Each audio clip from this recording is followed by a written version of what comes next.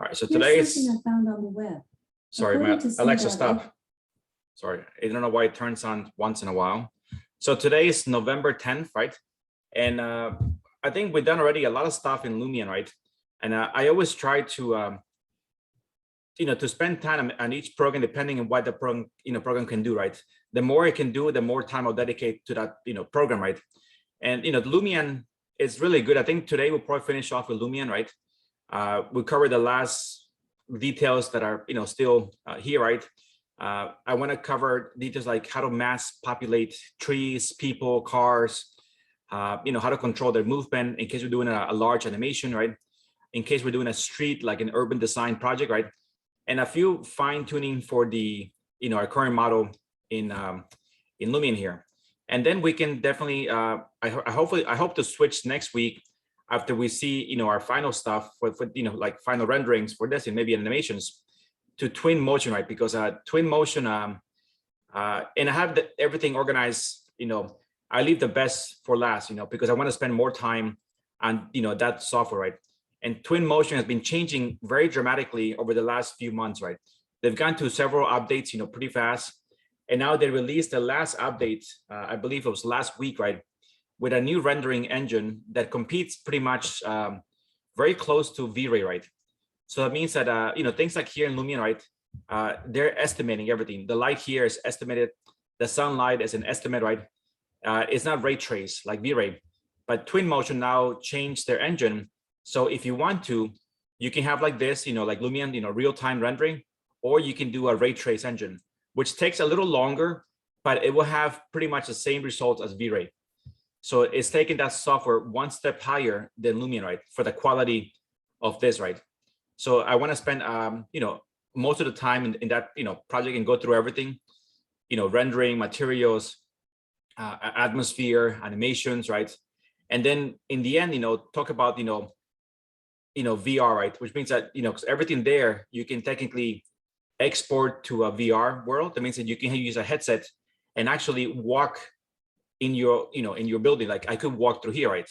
Unfortunately, Lumion, it does one thing that's lacking. It cannot export to a VR headset, like Twin Motion, right? And Twin Motion, again, is owned by Unreal Engine. So Unreal Engine makes all the top games, out there, right? And all those games deal with VR. So they already are capable with making that connection, right? To, the VR, headset. I've spoken many times to Lumion regarding why they don't, move on to VR.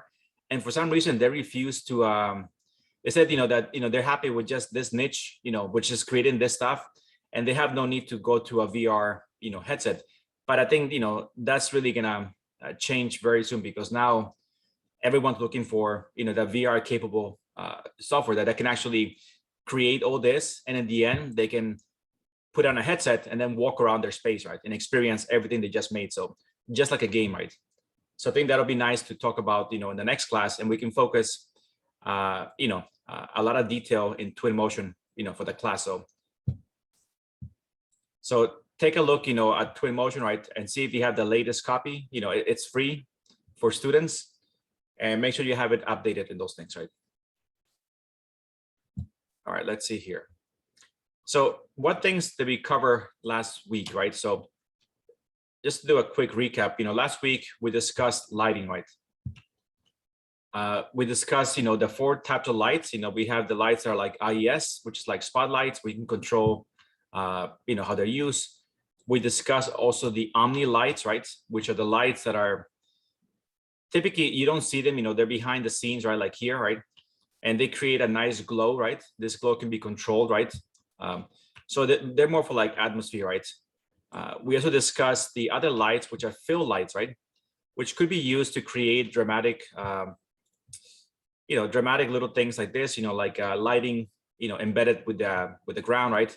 They could be used to create large LED lights, to create this sense of space, right? Like this. We discussed also this here, right? Which this was pretty much importing a 3D model, object, right, from 3D Max, that then we could apply material and make it glow, right? Just to be more precise, because with these things here, we are pretty much guessing, right, where they go, right? So we could be with this, it's okay if it's not that precise. If you want to make a line that goes around the entire perimeter of this building, then ideally I want more precise elements there, right? Than just having something that's kind of there. So this makes it very easy to apply, right? And applies to everything at the same time, right? We have this here, we have it here, and we have it all across there. So that's a nice thing to have with those things. And I think we did discuss that we're still missing a few details in the lighting here, right? This tea room, sorry, not this, I was talking to a client yesterday, so I'm talking about the tea room, like Japanese stuff. This building has lights that are behind the bench, right? And the other lights are on the floor, right? And they're kind of on the floor pointing up to the ceiling, right? And there's a few lights that are there, there's 4 lights through here, right?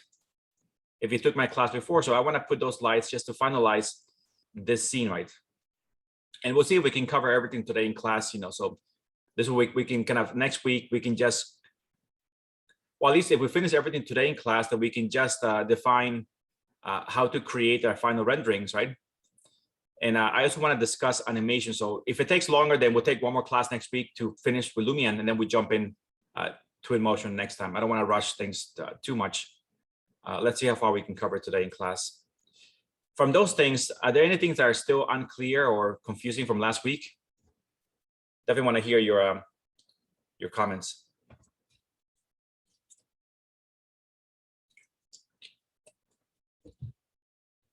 Professor, I had a question. Sure. Was there a way to change the colors on the trees to make them like a fall type of? That's a good question. color? Yes. Yes. So I believe not. Yes. I mean, there's a very nice setting for that in Twinmotion where you can, like, if we go here to our trees, right? Let's see. What we can choose is we can choose trees that are, like this one already has orange leaves, right? We can go here. So what they do is, I mean, they have a very large library of trees, right? And the good thing about Lumion is they have, like 1,000 trees. Twinmotion doesn't have that. They have much less trees, but Twinmotion trees, you're able to change the color, from summer to autumn to winter, right? Through a bar, right? So we don't have this here, but what we have is, many more trees that we can choose. Trees for like spring, with the flowers here, right? We can choose trees for autumn, and there'll be a section for, like here, red maple. There, we have a couple here of the hickory, the ones here. So what they do is they give you extra trees for you to choose, which in a way is kind of hard because if you have all these trees already made here, right, and you want to change the scene, let's say for autumn, it's not really easy to make that change, right? You can't just change all the trees again and change for a new color, right? I mean, if we go here, let's say to the photos, right? Let's go to a scene. Let's go. Okay, let's take a new shot over here.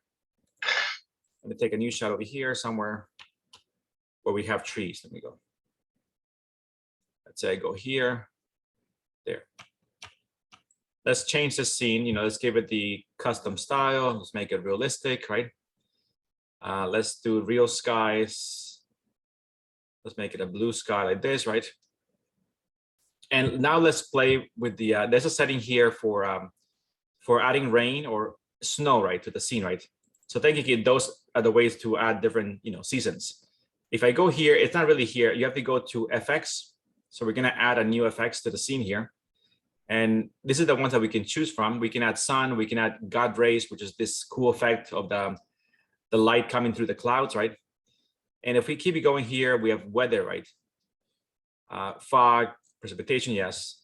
Sky, yeah, we can try different sky objects.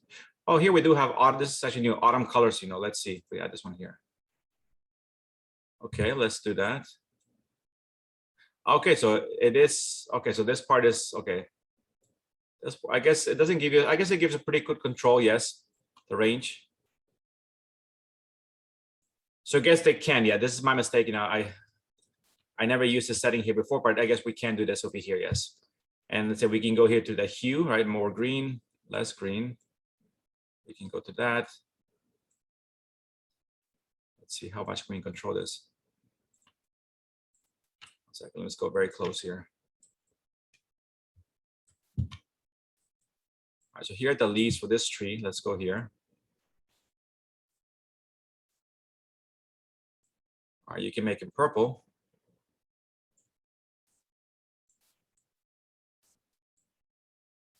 So for some reason now it's not doing anything.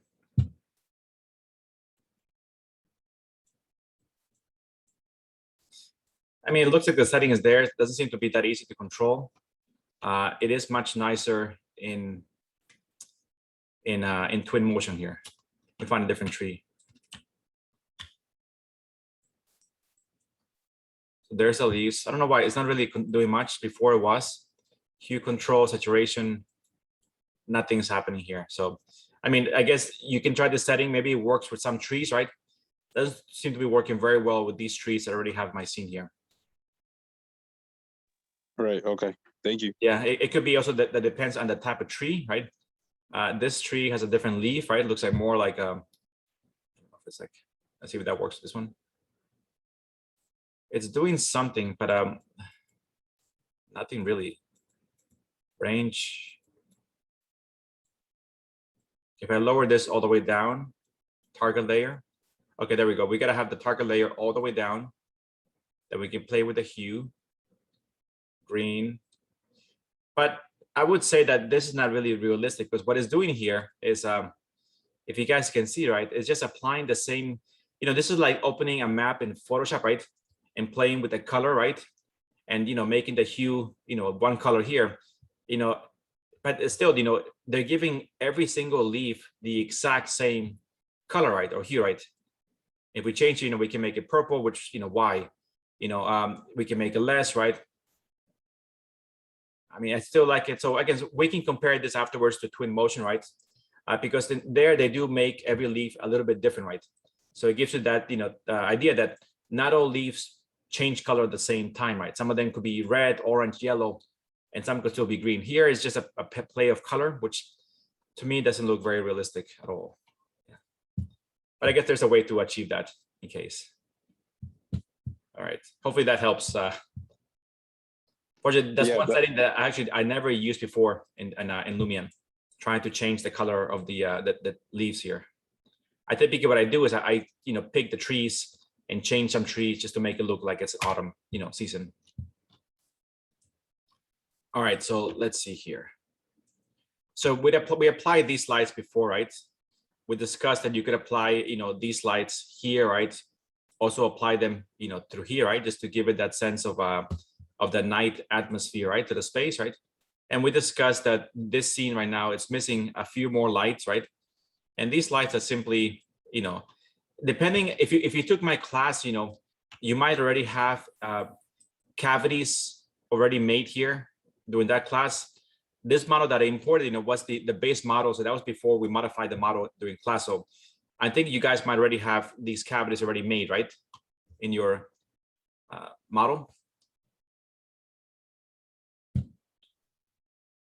Yes, Professor, I have it. Okay, good. So in that case, then that'll be easy because it tells you exactly where to place those lights, right? And we can do the same thing, right? Let's say that we'll take, doesn't really matter which one you choose, we'll take like a spot like this. I know there's one aligned to here, let's say there. So let's just put the first one there, right? I know it disappears. And we'll talk about this. We want to kind of rotate it, right? So we use the 3 bars over here, right? And that one doesn't really apply. We want to make it looking straight up, right? Like this, maybe exactly. And then we can reduce the cone, right? The cone is definitely too big. You can play with the intensity of the light. We got a nice area, and we can move the light a little bit to the side, right? Like this. And then do I want to see the actual light source? You might, yes. So light activation, light show on, yes. So I do want to see this little piece, which means I have to raise this thing a little bit here. So we have a nice, and this will fit nicely in your cavity already in your model if you already have that. And there's for mine, it's just, oops.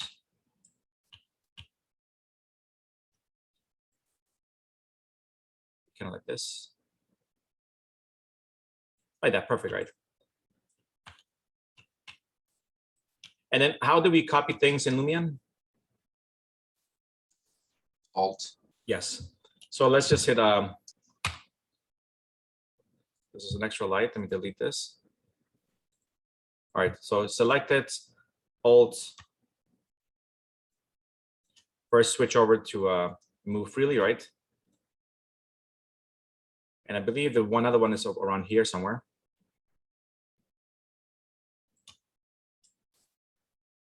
We do have to move it again.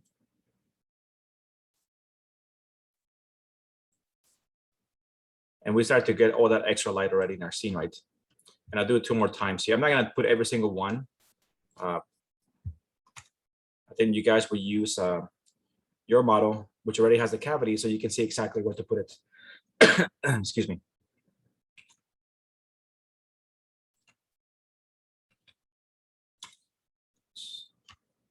Okay, here we go. So again, one more over here.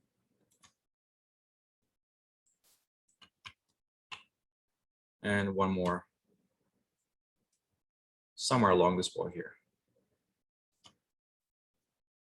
So now we start to create that extra light that we're missing in the scene, right?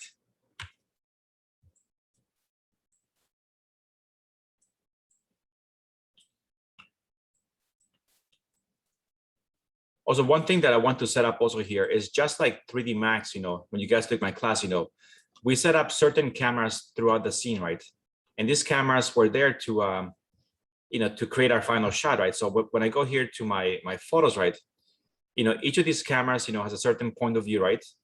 And one thing that we discuss is the importance of the, first of all, when you take this shot like this, we take a rendering, what's important to consider when setting up your shot? For example, what's a key thing to always consider? The context. Okay, context, yes. What else? Is it eye level? Yes, that's number one always is the eye level, right? Because you either go between a person standing, right, or somebody sitting down, right? And that's very important because, if your eye level is here, right, it doesn't feel really realistic, right? You're at the wrong point of view, right? If it's too low, I mean, it could be okay, this could be a pretty cool shot, right? But ideally, you go in for one, and you're always trying to balance the sky and the ground. So if you look at it here, the amount of sky here is pretty much the same amount of ground here. So this way, it is kind of balanced out, right? And this is roughly, eye level view right here. So we're looking straight down here, right? I'm not showing too much here, so maybe I'll move the camera this way just because I haven't put that much detail there. But we can, step back more, right? And then once I have something that I like, let's say a view here, what's the next thing you want to do here? So first thing, you put the eye level there to make the person connect, right? And then how do you make the person looking at the rendering feel like they're part of the actual space, like they could be there?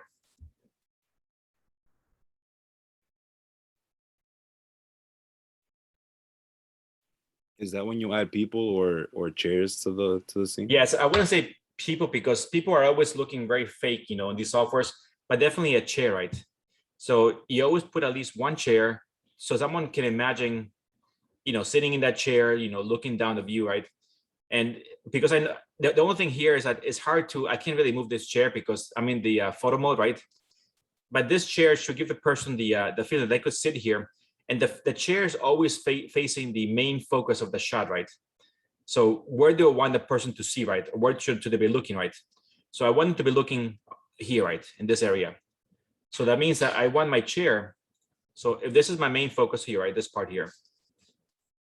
My chair should be kind of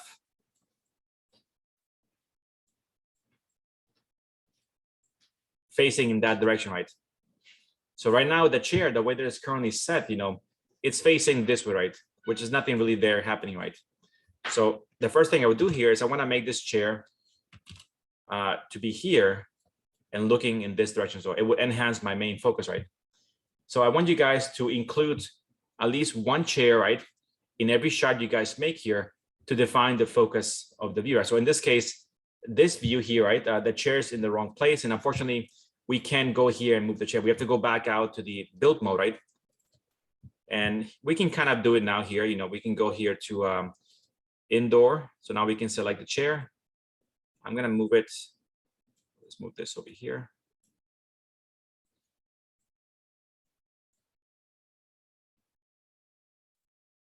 Okay. I think somewhere here, and then we're gonna rotate it. It is a little bit of more guessing work here because you can't see exactly what it looks like, but you kind of know where it's, the view is facing right there.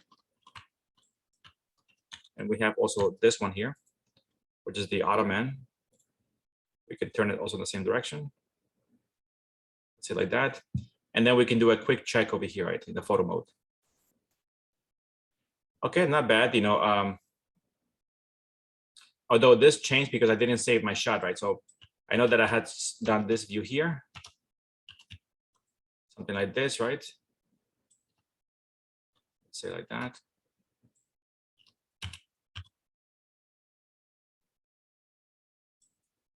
Okay, and then I forgot to do this, store camera. So now the view is set, right? So we're looking at the back of the chair, which is, this looks a little bit out of place, right? So I think maybe, yeah, we turn the chair a little bit more. And I won't do this for every single one. I know that would take a bit of time, but let's at least rotate this a bit more. So I see more the shape of the chair like this.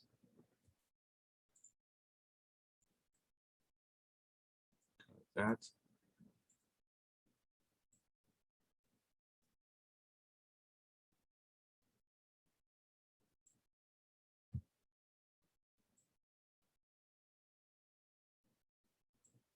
Okay, let's see what that looks like.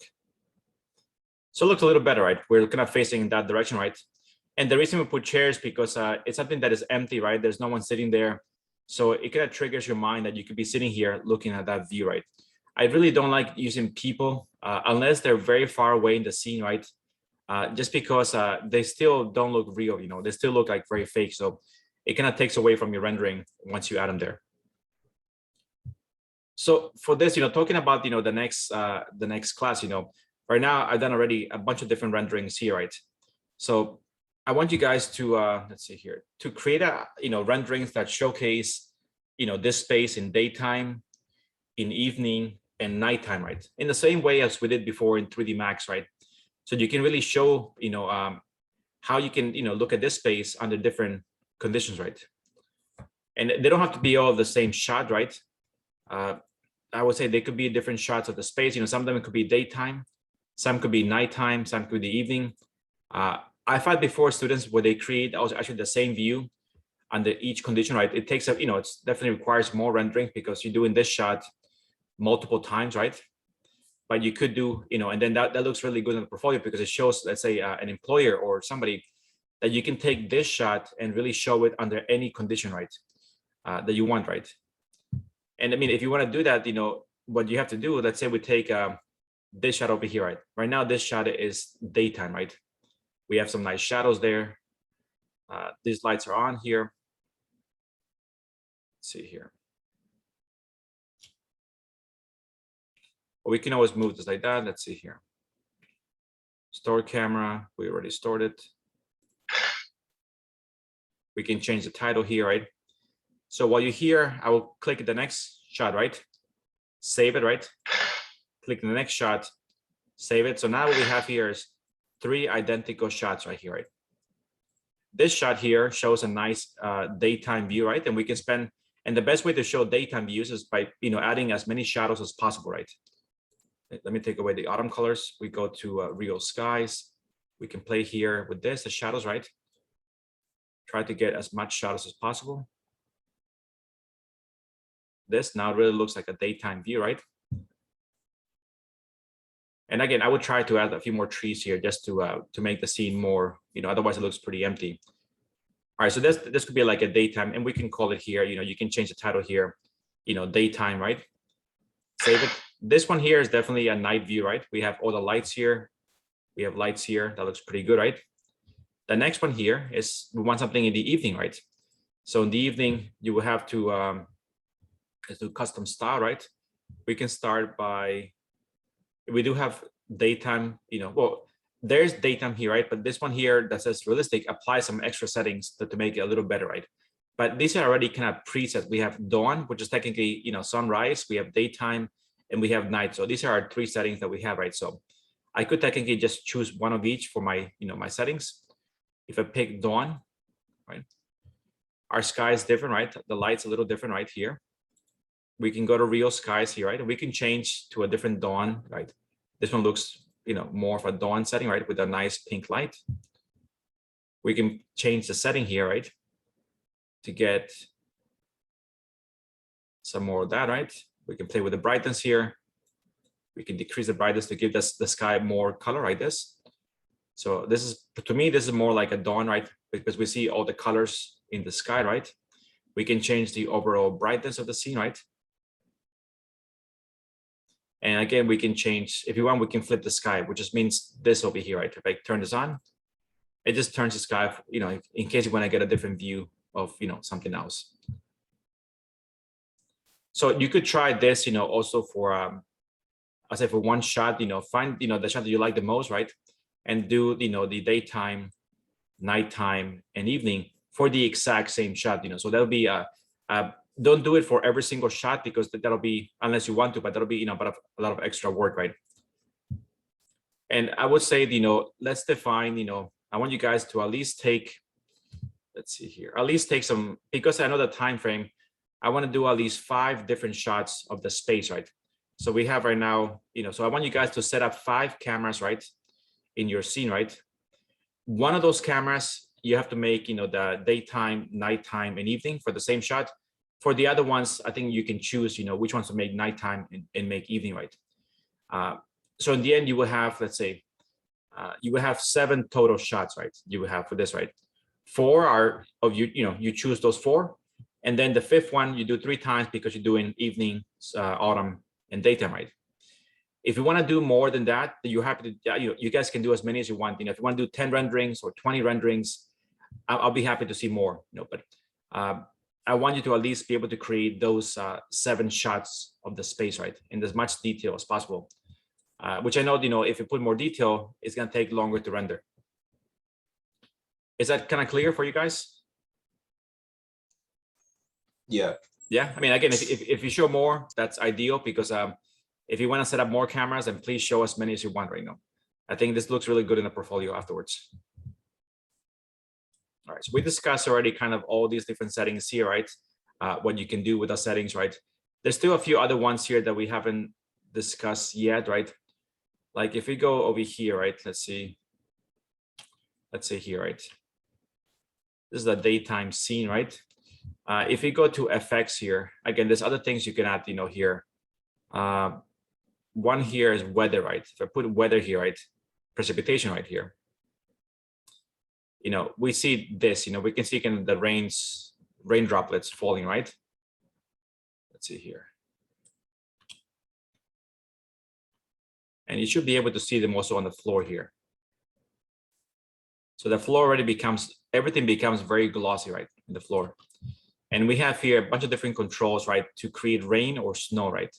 So again, with the bar, we can define, from rain, it gets colder, right? We can define how much snow will be accumulating, in the space, right? A little bit of snow, we can go, to everything, right? And you can see the snow pretty much gathers depending on the geometry. So, we have the bench here, then definitely there's no snow gathering around there. If we have a canopy above the snow, like this one here, right? Then there's no snow over here. So it does react to whatever's here. Same thing with the trees, right? So things here tend to be less snow, right? But we have, more trees. I mean, it doesn't look, if you get it close here, it's really all it's doing is applying a map of the snow to the grass, right? So it turns the grass white. I mean, we have here the phase, right? Which includes, how much is being covered, we can kind of play with those settings there. Particle quality, right? Sorry, quantity. So we can increase to have much more snowfall, right? Many more particles. Particle size, we can make the snowflakes bigger, right? Like this, or even then we can have this like this. So it means if we make an animation, we're gonna see kind of, moving through snow, right? And once we enter the building, it should stop because we have a roof, right? And we can see here these things right outside the, the building, right? So this block, plants, and trees. So this tells you how much of the effect should the trees have, right? So if I move down to nothing, right, that means the trees really have very little effect on controlling the snow, right? If I increase that, it should be a slight difference. And then blocking distance, right now it's not doing much. Extra fog. And bias doesn't do a little bit here. If you guys see the tree trunk, the more bias we include, the more white the tree looks. You see there? See what happens when it makes the bark more white. So ideally, yes, I would increase that all the way up. And then you have something like this, right? This view.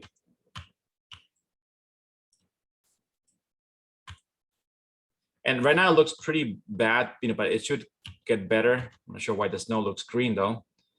The snow should not be green.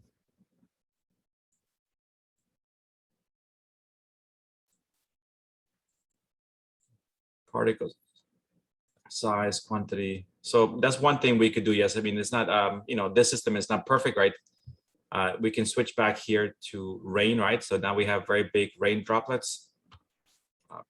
And if I were to render here, you should be able to see here, there's kind of dimples here throughout the floor, the water hitting the floor here. So let's see if I make a rendering here, because this is only a preview, right? It won't look good until we actually, let's see if we can see a test here.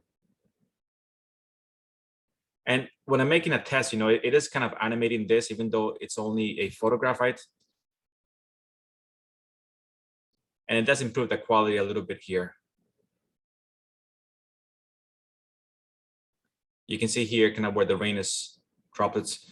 It does look better when you make an animation because it does animate the water hitting the ground, right? And creating all these shapes.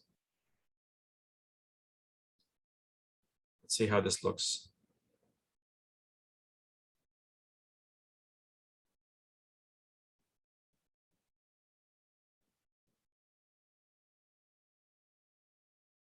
Okay.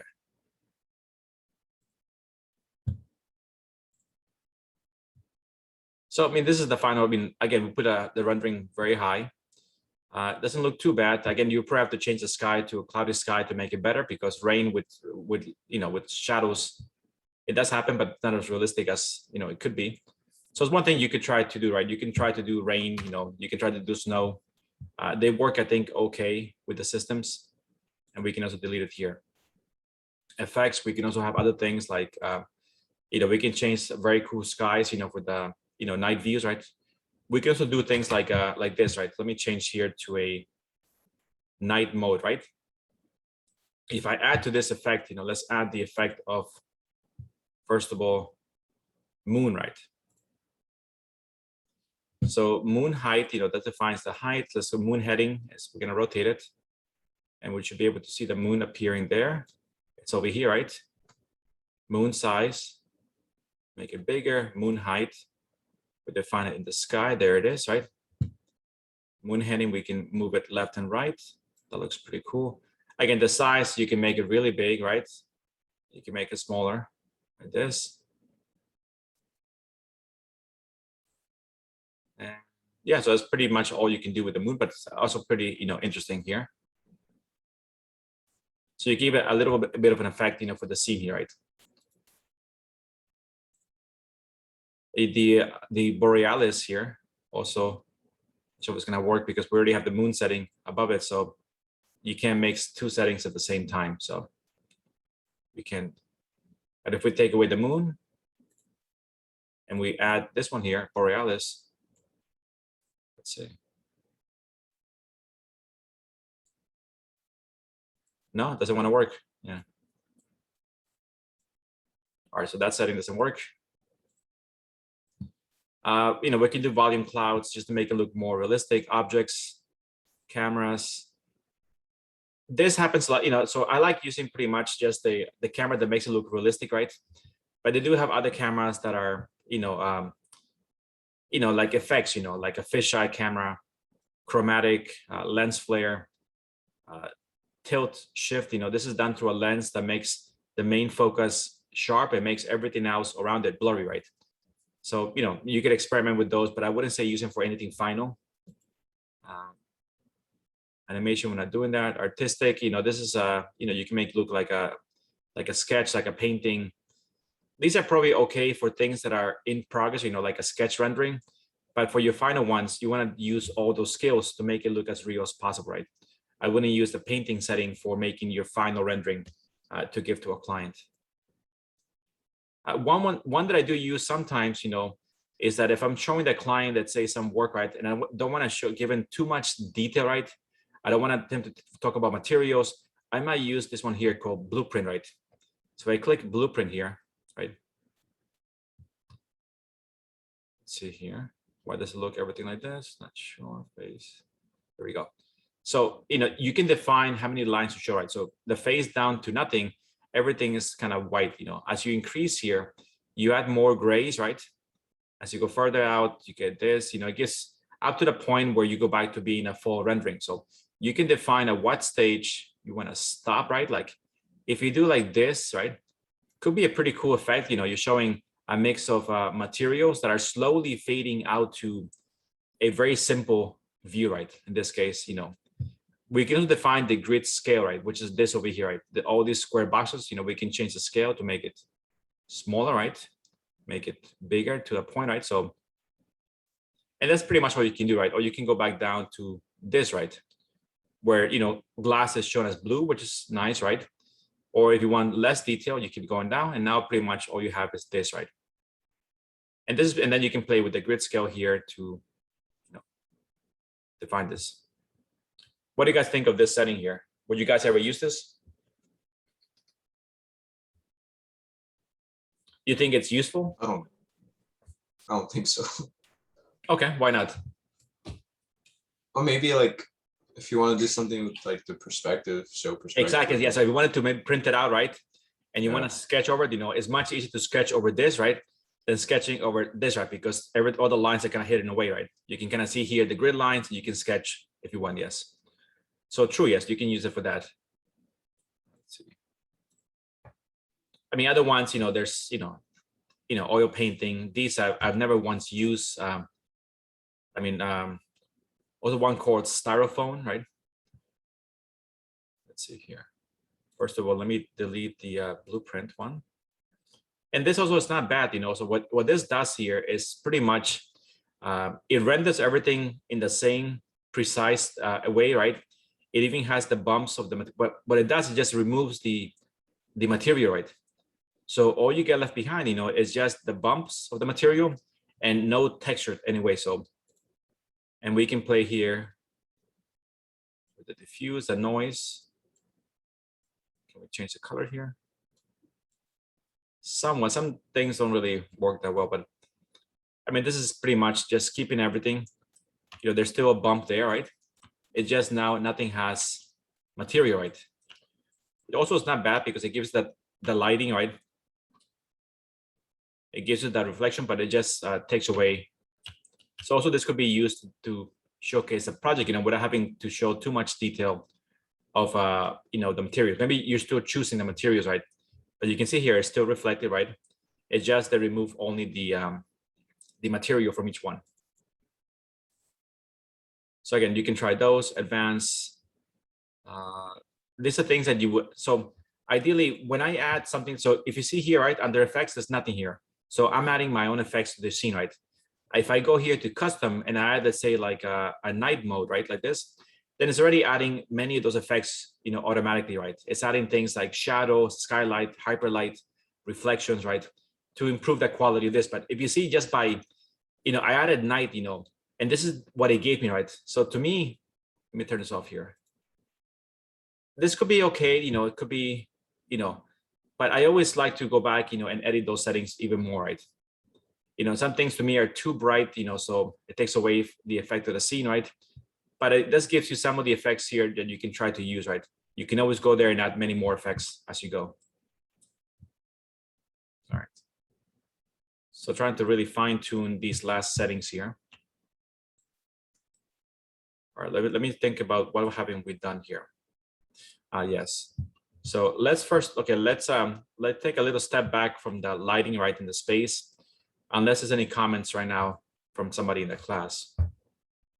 Anything is still confusing here?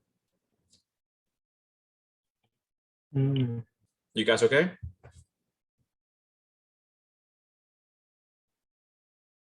Yeah, no, yes, yes, yes, okay. All right, let me turn the scene back to daytime, right? So let me go to the weather, right? Let me move the sun again up in the sky. Okay. And I'm doing right now the, I'm not using real skies. So this way I can control, the clouds and those things like that. But I'm gonna move out here. Let's move outside here so we can test out a few other things here, right? Let me move here. All right, let me build here a few things because I want to talk about now how we can mass populate certain things, right? So first of all, let me go to landscape here. Let's go to build landscape. Let's go to raise. Let me increase the size of the my brush speed, and let's build something here, right? Let me make it faster. There we go. I want to make us, something that's more like, there's some height to this right here. You're making some mountains there. Not everything is flat, right? All right, so we get some nice things there. And maybe now we'll decrease some of the space over here. Okay, we got this, right? And so let's try to talk about, fine tuning a landscape right here. And then maybe to this, we can always, let's see, let's go back to here. Let's go to landscape. We have water, right? And we have ocean, right? So in this case, I'm gonna add a water, right? There it is, right? And I'm just gonna take this water, select it. And again, I picked the one here called water, right? Then I clicked here to get a water. I'm just gonna extend this thing to be kind of big enough to fit over that cavity that I just made here, right? Like this. Doesn't really matter how big it is because you're gonna move it up into the scene, right? Here's the up and down, just make it big enough so it looks like it's, some water there, right? And we can always, change the water color and those things afterwards as we go. That looks pretty good, right? So let's talk about, you're trying to make this scene look better, right? This thing is still a little bit more, okay, like that. And again, when I put trees, let's say I want to put trees, right? Let's start with that. So let's go back here to objects, right? We go here to nature, right? And I'm gonna pick, some trees here, right? So let's say, I have this tree over here, right? I go here and put it once. I can put it 2, 3, 4, but again, this is gonna take me a long time, and maybe I want to switch to different trees, right? So I will have to go to the next tree here, plug it in here, the next tree, and kind of create this. But this tends to take a pretty long time. So for now, let me just delete these trees, right? And look at the different ways that we can apply trees, right? So once you pick your tree, for example here, if you look at this area here, right, and look at the bottom here, we have in this case single placement, right, mass placement, cluster placement, and paint placement. This is all the different 4 ways. So single one, we know, right? We can just apply single trees, right? Then we have the mass placement. So if I click on mass here, what happens here is you see it gives you an arrow. So I click once, then I drag my mouse, right? You can do curve, but let's say I do here, right? And I made this, space right here. Let me go closer here. So right now I have in this space, let's say 1, 2, 3, 4, 5 trees, right? And you can see that it's all the same tree here. What I can do here is I can go to plus, right? And up here, I can take, let's say, this tree. Oops. This tree. Replace, yes. There it is. Let's see. I can find this tree, I guess. Wrong one. There we go. So now I added here 3 different trees, right? Right now we see only 2, right? But it's because we have to add the number of trees. So number of trees, right? If I add more, right, it really packs them very well together, right? Like this. Wait, I didn't get, let me get another tree that we can really tell that is different. Let's try something colorful. Okay. Yes. So now we have this tree, which is pretty small, right? We can also add this tree here, which is a little one here. Now we have different size trees there. Let's see what else we have here. All right, so now we have, if I put here a number of items, right? Right now we have 5, right? We have 6, 7. It starts to vary those items as we go through there, right? They're all still in a straight line, right? Like this. Direction, right? That what that does, it varies how every tree is rotated, right? So they all look kind of different, right? Random direction, right? So now they're all turning in a different direction, right? To make it even more random, right? Randomize the spacing along the line, right? So right now they're all placed exactly at the center of the line, right? So we move this, they're a little different, you know, some of them are closer, some of them are farther away through each setting, right? And then the offset is how they move along the line here, right? See, starting to make him offset, and I can make this line very big, right? So now the trees are spread out through this entire space right here. And I could go now here and say, okay, now I want more trees there, right? Again, the bad thing is now they're over the lake, right? So, but now you just made a very nice cluster of trees, right? Of different sizes, different rotation, by just, you know, moving these things here, right? The size of the width of the line, right? Number of trees, and, you know, and so forth. Does that make sense?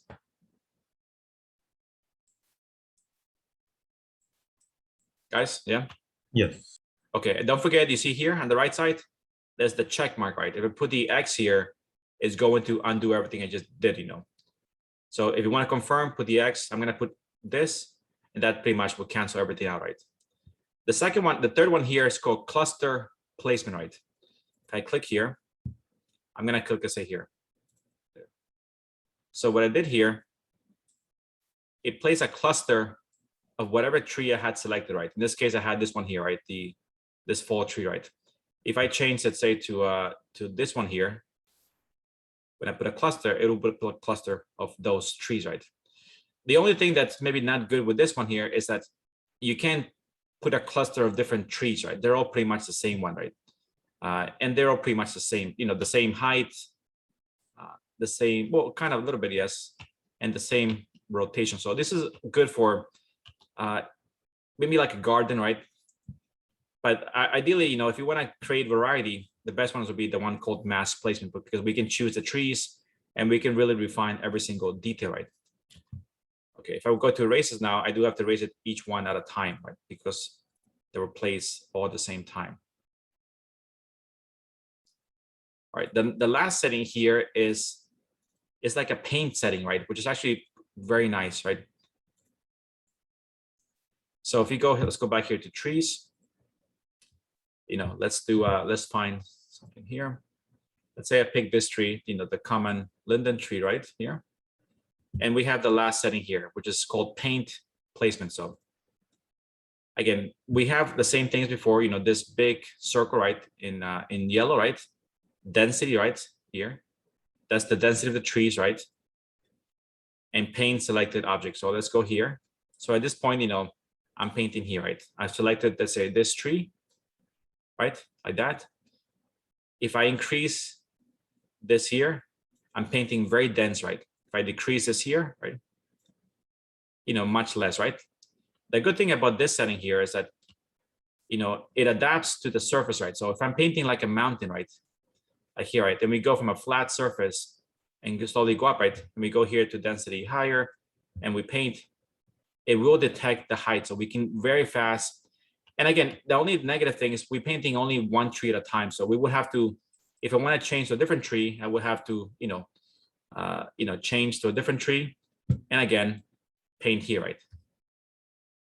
If you want to erase these trees, it's the same thing, right? We click erase, right? Like this, right? The only thing, you see how I can erase this, right? Again, the only negative thing is that to be able to erase these trees, I have to be selecting here what tree I just used, right? And at this point, I forgot what tree I used there. So I think it was common linden. So I'll select this one here and then, yes, then I can erase it, right? So just keep note of what tree you use. Otherwise, you will have to erase them one by one, right?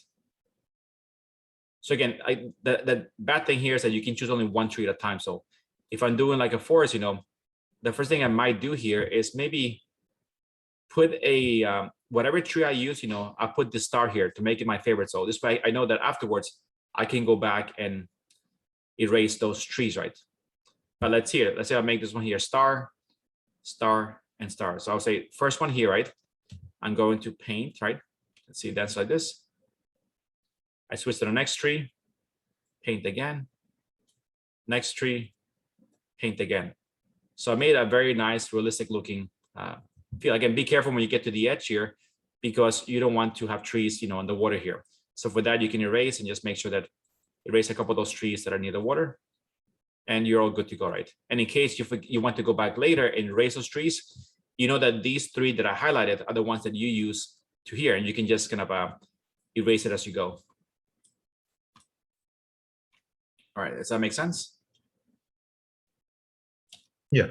All right, and then afterwards here, if you see here, because this has so much detail that we can't just think about only things above the ground here. So, at this point, this edge of the water looks pretty fake, right? So, and even the water, so to make the water look better, we might even go back.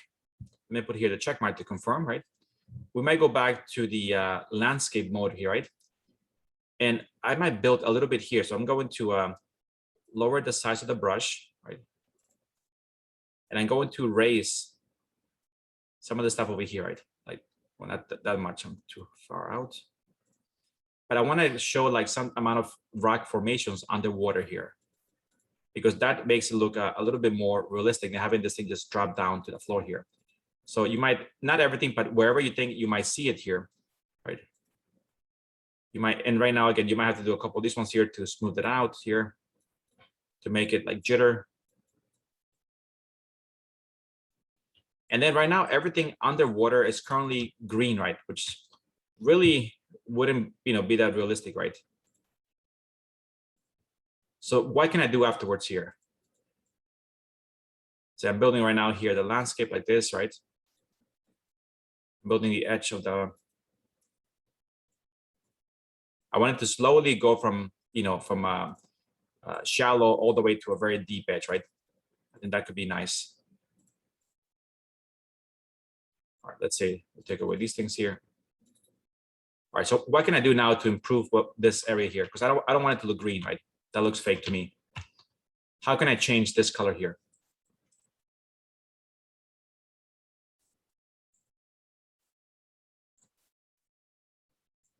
What do you guys think?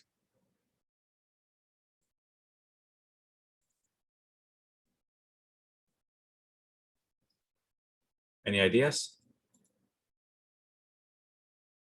Would you paint over it with? Yeah, exactly. So let's try to paint over. So let's go back here to the paint tool, right?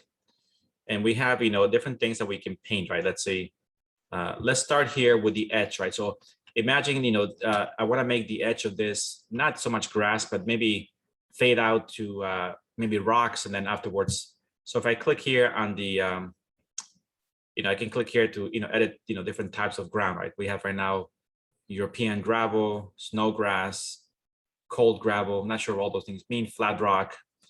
Let's try we do like this one, cold gravel here, right? Now I can paint here. You should be able to paint. Brush size, title size, speed, yes. And give it, again, we can increase the speed here so it paints faster. But I'm trying to paint here, right? Along the edge. And you can do, a variety of things here. We can do also here the brush size, and then we can go here to the tile size. We can play with the, the size of this to look more, realistic here. And we can start, because this shows kind of rock, right? So this will look actually very nice on the bottom here. So afterwards, I can maybe increase the brush size, increase the speed here, and I can paint things on the ground here. So we get, and we can try different things. And right now we're painting with this one here, right?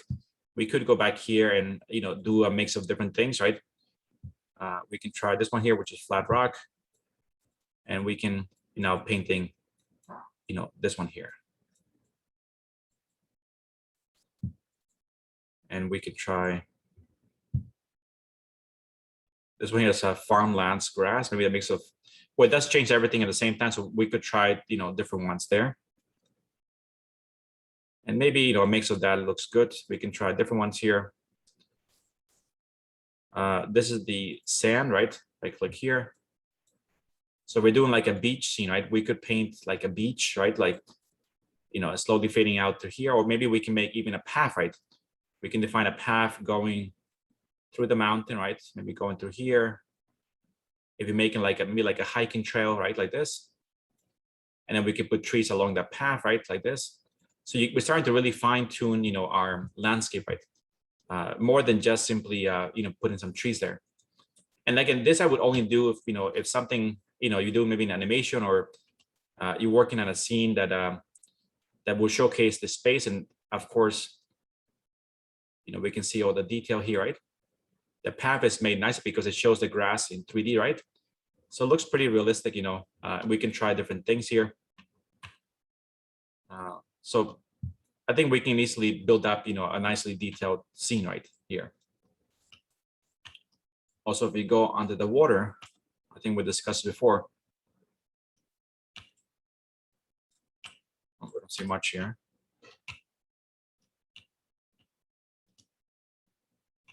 Yeah, it's not showing that. But yeah, we could spend tons of time working on landscape. And I spend sometimes many hours here because maybe the client wants to, to see his landscape the way that it exists. So, you kind of use a lot of photographs of the site, and try to make it as close as possible. So this way, the client can visualize his project on his property, right? And these things. So that's be an easy way to create this. Let's continue on with this idea of the path here. Let me make this path be continuous, right? So let me finish painting this path over here. Maybe from here, it goes through here and it ends here, right? So we have this kind of continuous path through the landscape right here. Okay. And let's look at, we saw, how we can mass place trees, right? And such things, right? This thing applies to everything here. If you're doing palm trees, the same settings are here, right? The single placement, mass placement, cluster, and paint. That applies to anything here. You can even do that for rocks. You can do mass placement of rocks. You can paint on rocks. Let's say we're doing something here. If I pick, let's say, this rock, right? And I press here. Let's say we do paint. I'll lower the size of the brush. Or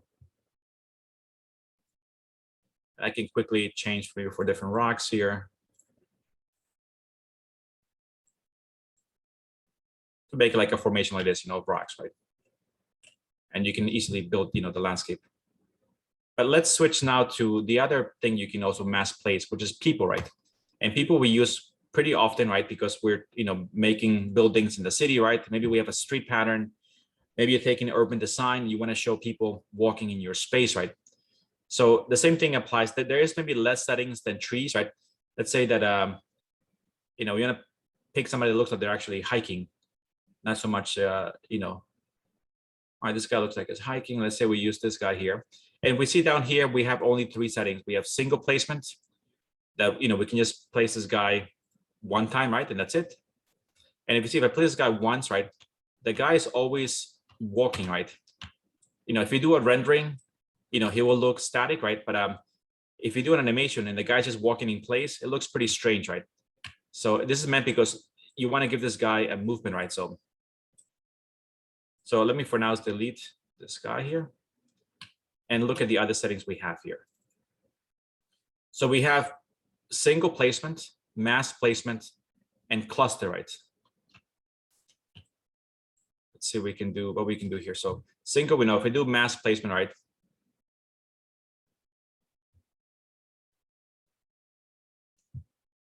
That's the one thing that's, you see how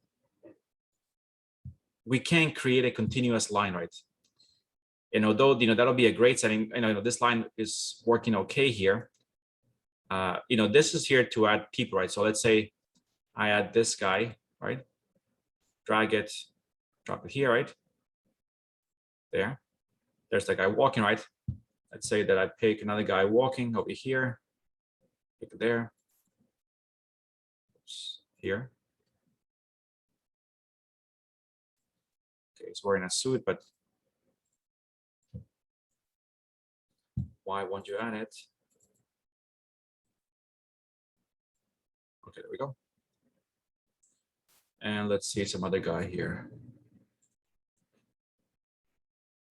This guy's running. I'm gonna click this one. Okay. Okay, so let's look at it here. Yes, right now the guys are walking in place, right? It is strange now because there's two of these guys, so there's twins, and then there's triplets of this guy over here, right? Number of items, right? We can increase the number of people there, right? Like this. Direction, right? So we can make him walk in a different direction. That's fine. We can randomize the directions. That means they're walking kind of in different ways, which will be kind of strange. Randomized spacing, that's good. This way they're not walking all in the same line, right? Like this. And we can do the offset, which means, we can make him wider, right? So more people scattered, if you're doing like a park scene, they could be scattered walking through the park, right? But still, the bad thing here is that people here are, there's too many duplicates, right, of the same thing, right? So the only way to fix that is by adding more people to the scene, right? So right now we have 1, 2, 3, 4, 5, 6, 7, 8, 9, 10 people. That means we should be adding here 10 different people to make this work. So now we have their, let's see.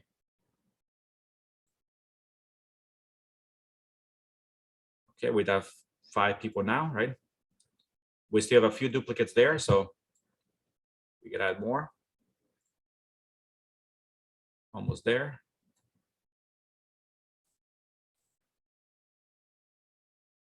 We're getting close. I'm just picking every person here that looks like is walking. We got 8 people. Let's see, 9 with this guy in a suit. And are there any duplicates yet? I think we're pretty much good, but just to be safe, we could add. Yeah, there's also women here, so somebody walking. All right, so now we have 10 different things, right? So, and we see here we have 10, right? So if we add more than 10, some things they'll start again to repeat, right? We have 2 of these joggers, the same thing, right? So it works okay, but this setting is still much better in twin motion, and that we'll discuss it once we get there, right? For now, it's limited that the fact that the line that I'm making here cannot be continuous. I can't make this line follow the entire path that I have. Then I can make it continuous around here. I have to make it the only way to make it a continuous path, is by doing what? What do you guys think? How could I make it look like they're walking all across?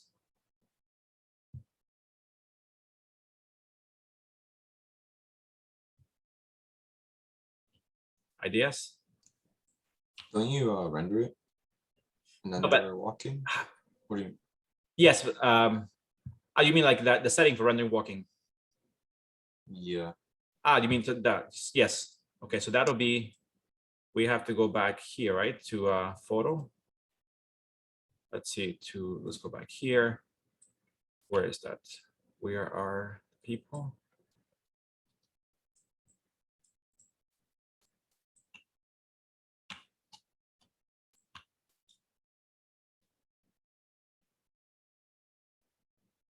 All right, there's my scene, right? Here's the people that I have.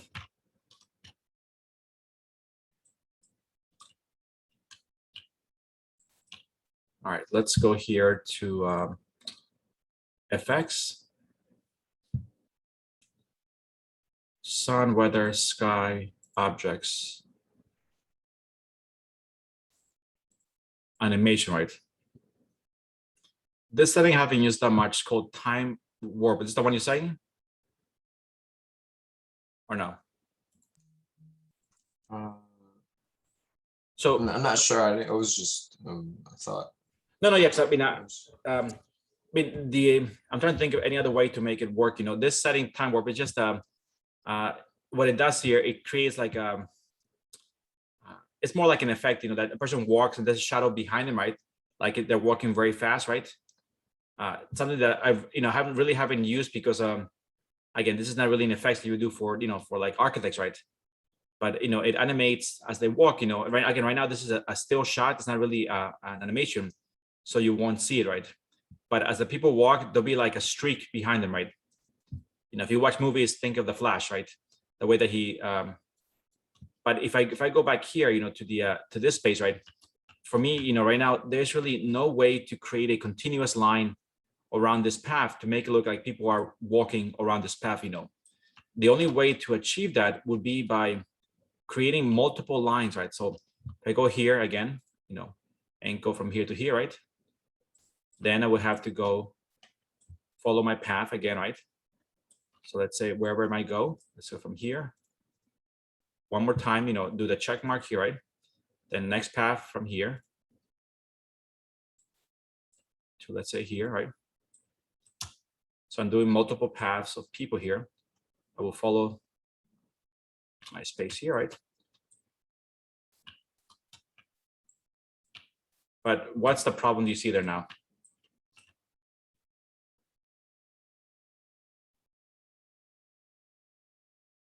Oh my gosh, what's the problem here? They're not really on the ground. They're just Exactly, floating yes. on the ground. Yeah, so let me erase this. They're not really in the ground, they're just kind of floating in space, right?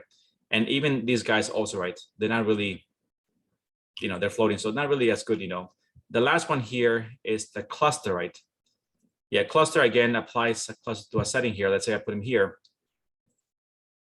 So that one, it does adapt to going up and down, right? Depending on the scene. So again, there's some good things and bad things. This setting is nice because you can apply a mass setting, but it only works perfect if you're working on a completely flat surface. Imagine a city street, a park, anything that deals with heights and elevations, it doesn't work at all. It works pretty bad. So, and we'll compare it because Twinmotion has the same settings as this.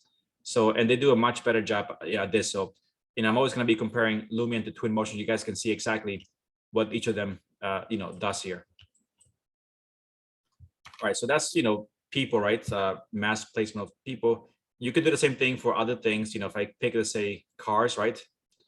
We have the same settings as here, right? We have a single placement, right? Which we can put one car. We have mass and we have cluster.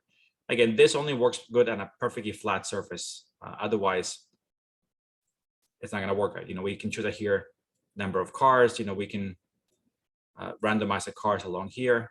So you can define the size of the road. It works really well for like an urban design project. We can say the road width. We can randomize how they're spaced over here, right? Well, not direction, but they should be all facing the same direction. Number of items, and we can drop here different cars. If we don't drop different cars, what it does here, it gives each car a different color, which is not bad, right? Otherwise, we can just take different cars and just drop them here, and we'll add those cars to the scene, right? And it should try to vary the color of the cars somewhat. So the more cars we add, the more it's going to vary those things. So that's the same detail. There's three settings: single, mass placements, and the cluster.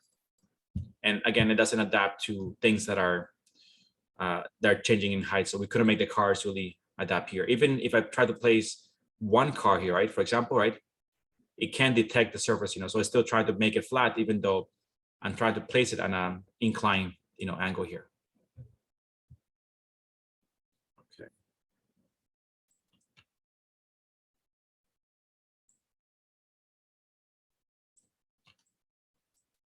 Any questions or comments, guys?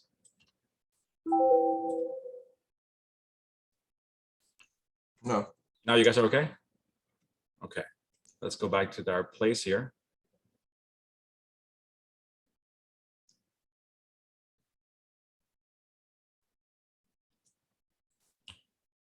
Again, things here are still pretty empty. So, ideally, when you guys make this project, right, when you guys are working this, you want to use the mountain tool, right? This thing here, because all through here, right, is pretty empty, right? We don't see anything, right? So it's gonna kind of mess up some of our views. So what I would do is I will use the this setting here for the mountain, right? And can I create kind of a, in the same way that we did it in 3D Max, right? That we raised our flat surface, and kind of build So here, build kind of a something around here, right? Again, not this, but so this way, when we look from outside, all we see is kind of a, you know, kind of a something hard, and we don't see the horizon line past it, right?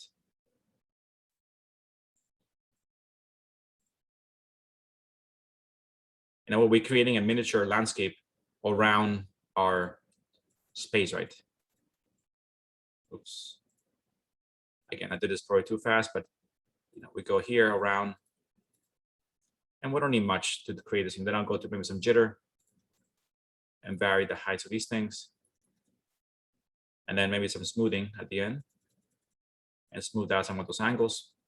So we make this, right? And last, you know, we can use our skills that we already have, right? And we can go to like, let's see here, to objects, right? We can go to trees, right? Let's say here.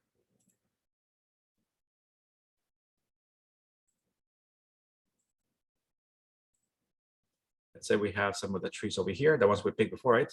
In this case, you know, I can do the paint, right? Which is really nice. I'll do paint, and I'm gonna select, let's say, this tree. And, you know, I could make the brush size denser here. And very fast, give it like that, you know, try a different tree. And the good thing is this adapts to the height change, right? And, you know, you can drop in other trees. So whatever tree I'm going to use, I'm going to give it a star, right? This way I know later to go back if I want to, and I can erase. So make it like 2 layers of trees, right? So that's, you know, so now what we have here is a fully enclosed scene, right? Everything around it, you know, is highly detailed, right? So I do here check mark, right? When I go back now to my photo view, right? Let's say I go back to this one here, right? So now when I look this way, right? I have this, you know, I have much more details. So I can go back now maybe and get a better shot of this, right? Maybe like this. The chair looks better like this, like that. And this to me is a much better view than before, right? Because the chair now, we see all the chair's detail looking out to the focus. Over here looks very nice. All the trees are actually hitting the mountain, right? With an area of grass. So that, you know, is a much more refined looking rendering. Do you guys see the difference from before? Yeah. And that didn't take much time, you know. Seeing here a very long flat surface, you know, it just means that, you know, it's a lot of empty space that is, you know, so with renderings, you know, any renderings you guys do, you know, whether it's 3D Max or here or other software, the idea is you want to create a controlled world, right? Where you see only what you want to see, right? So you're making a miniature controlled space. The more you see means the more you have to detail, which, you know, means more work for you, right? More work for the computer, right? And your file keeps getting bigger and bigger as you add more things. So for this, you know, for me, I like this view better, right? We have a nice setting of trees right here. You know, we did put a lot of trees there, right? So makes it look much nicer. The chair looks better because we have now all the detail of the chair right here. And I think that's, you know, the way to try to refine those details here. Okay, questions? Trying to make sure I don't miss any setting here, you know, that we've kind of covered in 3D Max. I mean, the last thing, well, one of the things here that we haven't discussed is sound, right? So again, sound doesn't really, you guys can hear it. I'm switching here to different sounds. We can do nature sounds like this, like birds. We can do things. Motorboats, people.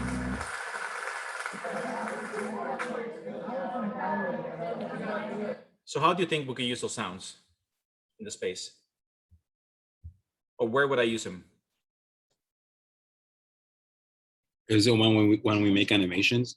Yeah, pretty much. That's the only way. I mean, renderings, they make no, you know, no sense. But you know, when you make an animation, you could place them depending at, you know, where you are. Right? So you can, you know, make them along a path in a nature trail. So when the camera gets close to that path, you hear the birds.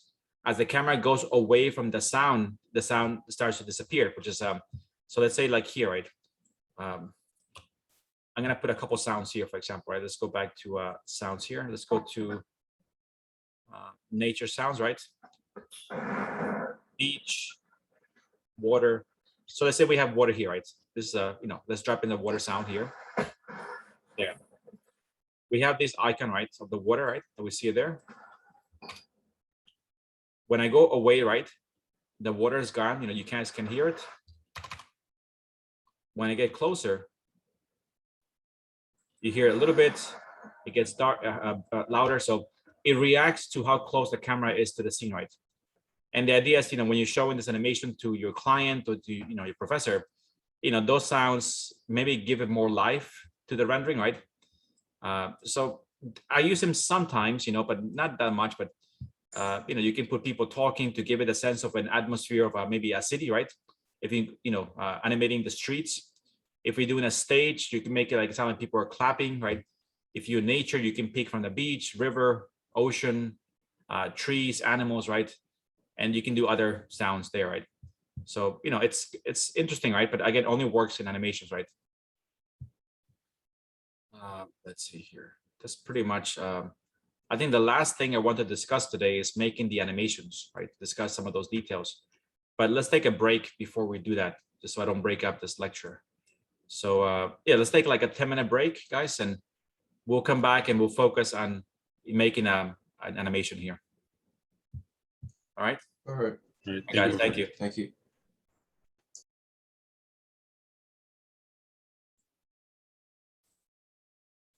All right, guys, let's continue here. Can you guys hear me? Yes, Professor. Yeah. Okay. So I know we've covered kind of a bit of stuff today in class. If anything, again, it's not clear, don't be afraid to ask me. I'll be happy to, to show it again, to review it, right? To these things. Now that's, recording the video. Okay. So we've kind of covered already kind of almost every setting that's here. I think we've covered already almost every setting in Lumion, right? And looked at, which settings are key to make it look, realistic, right, in the scene. The last thing that we haven't done here is actually two things that we haven't done here. Is we have the setting for photo, right, movie, and we have 360 panoramic, right? So if you go to movie here, right? So we might cover a little bit of this, maybe next if we take, too long here. But for movie here, we have here, first of all, if you look at this, right, we have here record, right, image from file and movie from file. So this is in case you want to embed a different movie with the movies here, right? You can have a previous done movie from a different, maybe a different model, right? That you want to also bring it here. But in this case, we're choosing record, right? So I'm going to pick record, right? And then we have this here, right?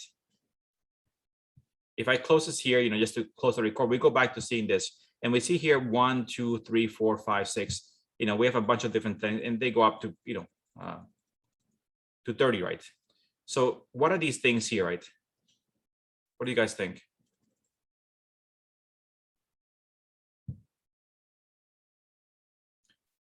Any ideas, or what are those? Would those be the frames per second? Not the frames per second. These are clips, right? Different movie clips, right? The one thing when I see the students make, animations for class, right? The one mistake that they always make is they make one clip for the entire movie, right? So let's say that the movie is 3 minutes long, the whole movie is one continuous clip that lasts 3 minutes, right? So when you make a very long movie, right, and it's just one shot, you're bound to see parts that are not really important, right? Because to get to your view, right, to say to your space, you have to cross other things which might not be that good, right? So you end up making a very long movie and you end up showing a lot of things that really don't apply to your movie or that you don't really want to see, right? Because maybe they're not finished, right? So the best movies are always made by doing individual clips, of different areas, right? One clip could be 10 seconds, one clip could be 20 seconds, of different areas that you want to combine. Just like a movie, if you guys watch a movie, right? They don't make a movie by making one continuous camera through the entire scene, right? the camera breaks away to clips, right? And it just, creates different scenes. So in the end, you're only focusing on the important parts of the movie, right? Not showing everything in between, right? So the idea here is to make multiple clips to create one complete movie, right? So this one here is my first clip, right? So let's say I go here, right? We click here, right? I'm gonna click record, right? And now we're here, right? So first of all, we can see that we can move the camera again with the right mouse. And once I move the camera, we have the grid, right? So we can see exactly this 9 grid system here, right? And before we start, we got to think about where are we going to start here, right? Where are we coming from, right? So let's say I'm going to go back. First of all, try to move the camera where you think you might start, and here's my staircase, right? So maybe I'll start. So my first clip will be approaching the stair right here, because it's a very short path, let's say here. Here we can say, edit eye level. So we can go here. We can make it, 6 feet, right? For example, this is my 6 feet eye level. We can edit the size of the camera, the lens. So in this case, 15 millimeters is a pretty wide angle lens. So let's make it something more normal. So make it like a 24 millimeter lens, right?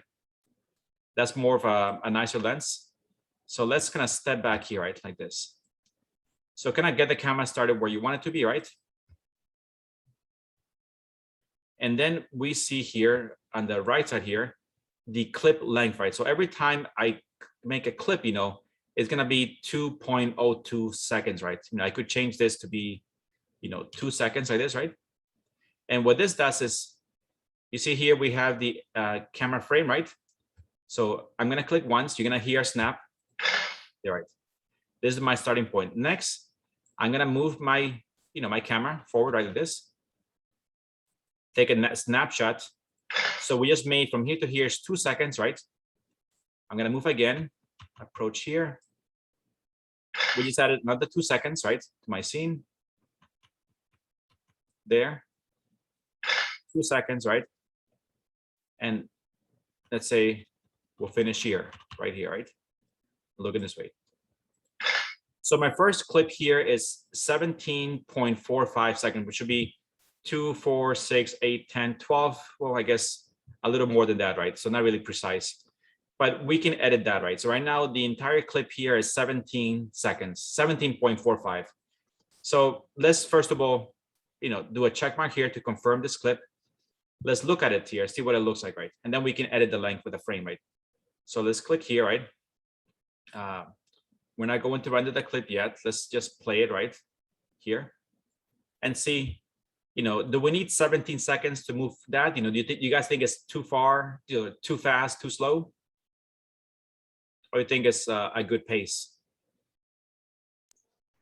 It's a bit slow, maybe. Okay, so if it's a bit slow, we can, we can make it faster, right? All right, so in that case, let's double click inside here, right? We double click in the one, we go back to this, and here we're gonna edit the entire frame. So right now, 17.45 seconds is too slow. Let's make the whole thing 10 seconds, right? Just to check. So now the whole clip is 10 seconds, right? Let's try again.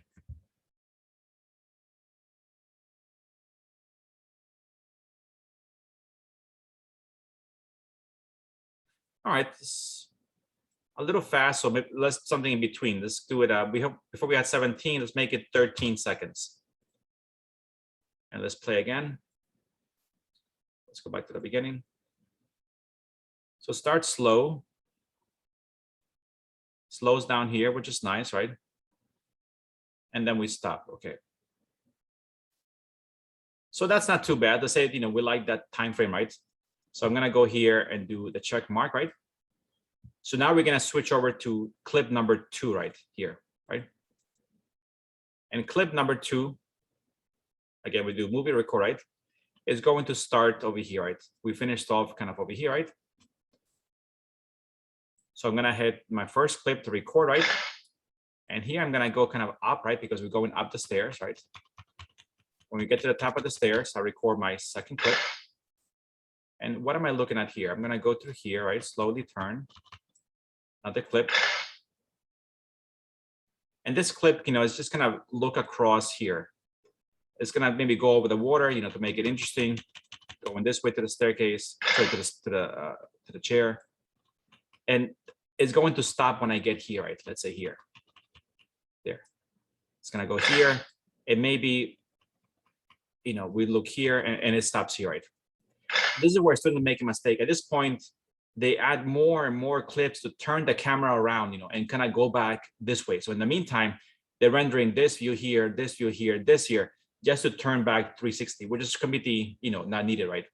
So this way, this clip is just kind of approaching here. So in this case, let's check that clip. It's 22 seconds. Let's see what it looks like. So we're just going up the stairs. We're turning a little bit here. And we're going to the back of the space, right? We're going slow. Yeah, sometimes slow is good, you know, to make it better. And then we're turning here and we're gonna finish off here in case, you know, you put some detail here. Maybe you put some chairs there or other things. So, okay, so I like making the clips be something precise. So let's click in here for this clip. And the clip is 22.09 seconds. So I'm gonna make it just 20 seconds to make it a nice even number. So 20 seconds. Let's test it out again.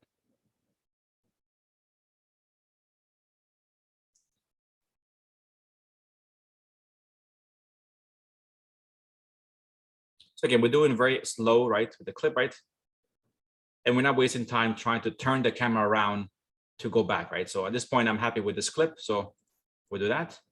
Now we're gonna switch to clip number 3. Record, right? And clip number 3 is gonna take start where we left before, right? So imagine we already went inside the bookstore here. Our camera's already turned, and now we're starting here and going back, you know, to the space over there. So we start here. So I'm gonna record my first clip, and now we start going forward. Take a few steps, record again. Take a few steps, record again, and we're going straight. I'm not going through these windows, right? Because these windows are not a door, right?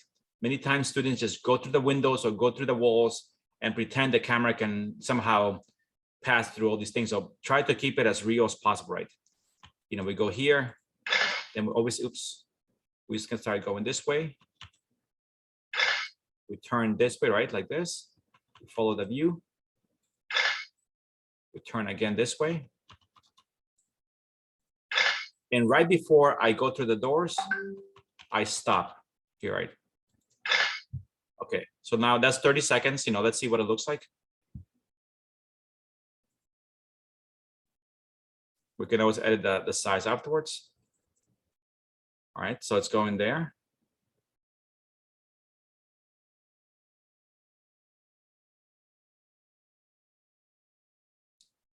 Here is slowed down because it looks like maybe I took a shot that was maybe spaced too much together. So that looks actually not that good, right? It slowed down too much in that area. Here looks pretty good.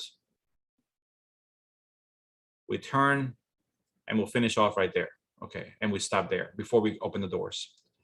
So the mistake here was over here. You see how I have 2 clips here that are pretty much identical, right? Looks like I didn't make a big change. So what I can do here is just delete 1 clip. So I'm gonna delete this one here. And let's see if that makes a difference in the movie. We go a little faster. We slow down there a lot, okay.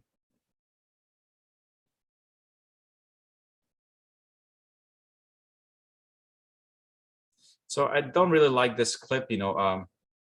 Let's try and delete this one here, see if that makes a difference. Let's try again, delete that one, okay.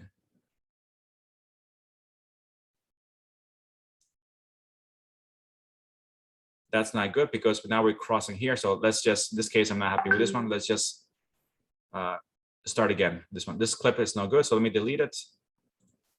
Let me start again. And I think I have a better idea now. I'm gonna start here. We're gonna go straight. Take another clip, straight. Take another clip. Now straight and turn. Clip. Turn here. Oops. And clip. So we have now 17 seconds. Let's try that one. We go from that.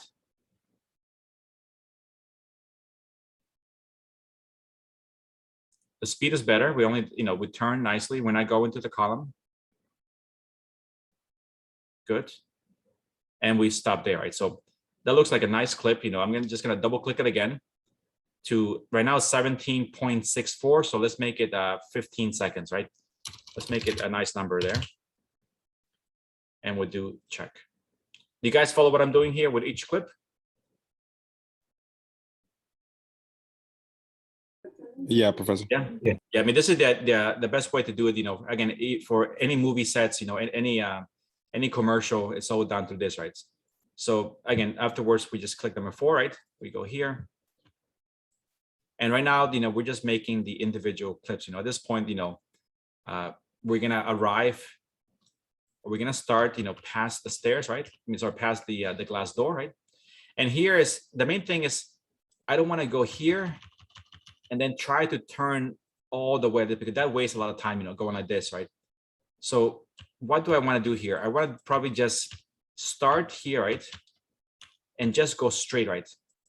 Go here, and stop here, right? To finish off, in the clips, you don't really want to be turning 90 degrees right to go then this way, right? And then 90 again to turn here, because that's where you waste all the clips, right? Ideally here, I want to just be able to, this will be a very short clip. Let's go, we'll go through here, right? This is a good start.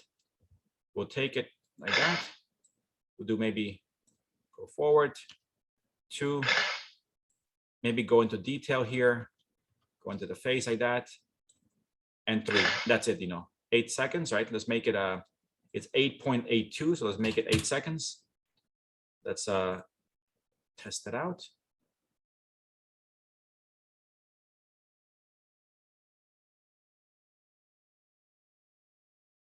What do you think of the speed? Too fast?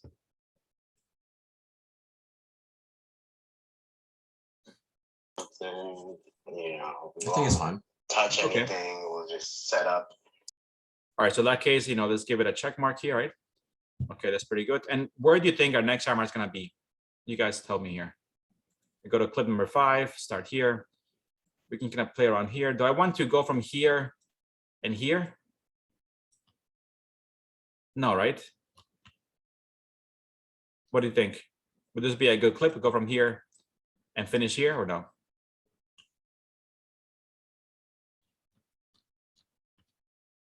Come on, guys, I want to hear your input. Would this be a worthwhile clip to make it from this point to this point, or no? Not really. It's not really showing much. Yes. Great. I mean, if you were going the other way, then maybe yes, like this, right?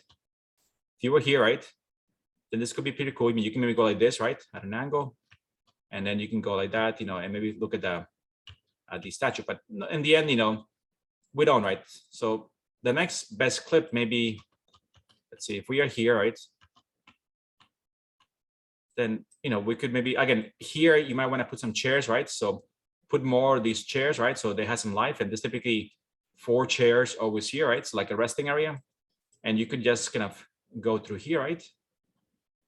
Like this, right? You could go, you can go through these walls, the only door that we have here will be this door over here, right? But maybe I think for now, that's pretty good for those clips, let's do something, let's showcase something else that we've done in the space here, so let's create some, this is a nice area here, also I like all the shadows here. So maybe we'll do a clip going along the building here. Okay, this is a pretty nice shot, right? And some things here look, ideally, there really shouldn't be such a big gap from here to here, right? Because the ground is typically much higher. So if you want, you could spend a little time here. Let's just close this. Let's go back to the build mode. And here, right, we have this ground. So this ground is the one that comes with Lumion. So that means that we should be able to edit that ground. So if I go here to landscape, and let's increase it, this brush speed can be very slow. Let's make the brush size not so big. And let's increase here. So there, I'm increase a little bit there. I'll fix that part later. There, it looks better. So at least now the building looks like it's built into the actual site. this, I have to fix it. Just depress it a little bit here. Okay. So here's hard to control. So the best thing here is make your brush as small as possible, so you have more control of how you're increasing this.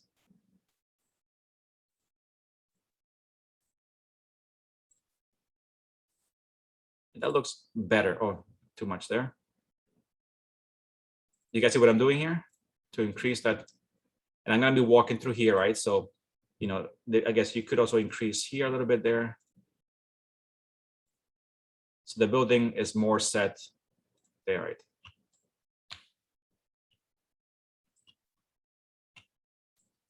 So we are fine tuning the model, you know, as we go, right? Because before, maybe I wasn't thinking to use this area, right? For now, it looks like it could be a nice area to use. And this could be very random because, you know, it's landscape, so it could be more abstract. But now the building looks more built into the landscape. And maybe here, I guess I don't care because this part you won't see, but just to be, you know, very picky, let's say we'll do that there. And then we can finish off with a smoothing here just to get everything nice and smooth. And that's pretty much it, right? This place, you know, in the actual space, it is like a gathering space. So you could put here more details, you know, maybe some chairs or whatever you guys want from, you know, whatever already exists here in Lumion. So just to make it look more than simply just an empty, you know, empty space here. All right, so now we can go back to the movie mode, right? Let's go back here. All right, let's start again. We're gonna start over here, right? And now that looks much better, right? Let's start like this. We'll do the camera, let's make it 24 millimeters, right? This is the ideal size. Just double click it here. When numbers turn red, you can start to type there. I'm gonna make it 24. This is a very common lens to use, and I think try to make it eye level, and let's start here. So we go here, we'll start moving this way. In this case, I'm gonna be moving the camera different, so kind of more straight and like this, left. We can see kind of a side view of this. And then I'm gonna go straight like this, like a side view, a couple shots like that. Keep going here. And then at this point, I will start turning the camera the other way like this to go back into the focus of that part.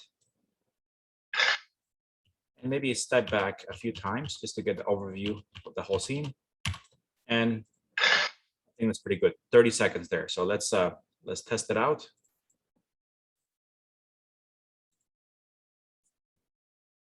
This is probably our longest clip that we have.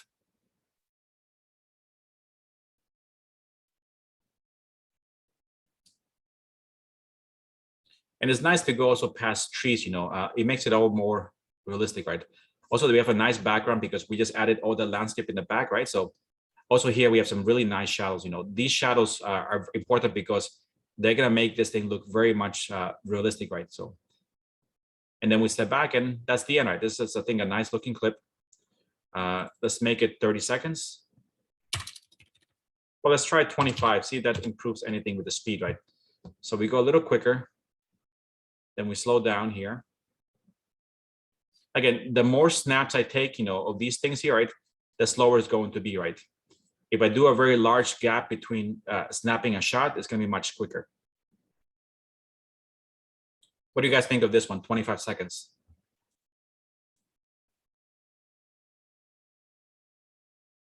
Okay with the speed? Yeah, that Yeah. one actually looks Yeah. pretty good. I like it. Okay. So I think let's say this is my final clip. So in the end, we have 5 clips that we made here, right? And now we can kind of go back to here, right? Clip 1, and we can play them all together, right? And see, this one is 13 seconds.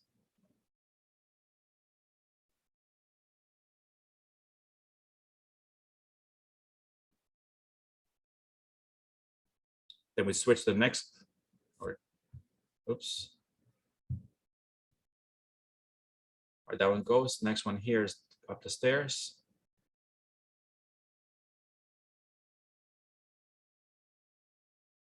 All right, so this is looking at individual clips. You know, you see here, entire movie. So let's go to entire movie, right? And this we show, this line is the first clip, second clip, third, fourth, and fifth, right? We see that how big each clip is right here. So we go here and then we start there.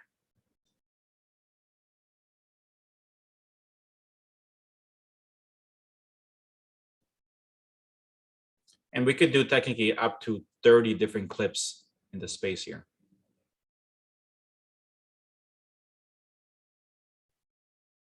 Also, sometimes, some people will do the clips here, and then afterwards they will take into a different software, right? I say like Adobe After Effects, right?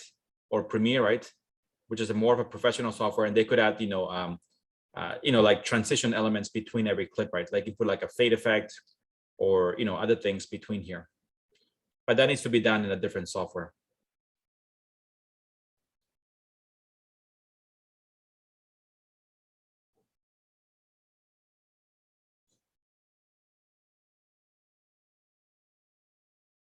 So in total, this entire movie, it's really only a minute 21, right? Which is nothing, right?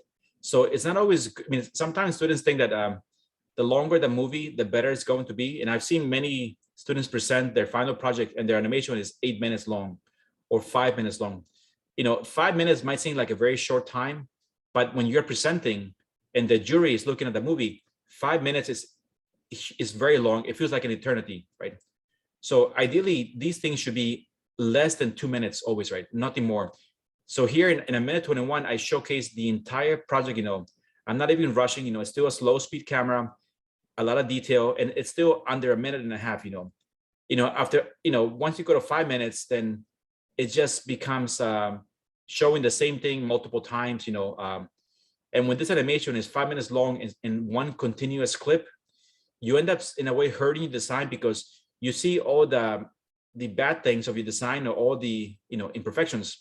Well, here is really focused only on the best shots, the best scenes of whatever you think is complete, right? And you can exclude all the things that are not visible because sometimes you have to go from point A to point B, right? And to cross from those points, you have to go through all this middle stuff that you don't want to show, right? So the best way is again to let's see here, to showcase pretty much the best, so let's say you have here point A, right? And you have to go to point B here, right? And you have to make this cross here, right? If this is one continuous clip, you're gonna have to pass through all this, right?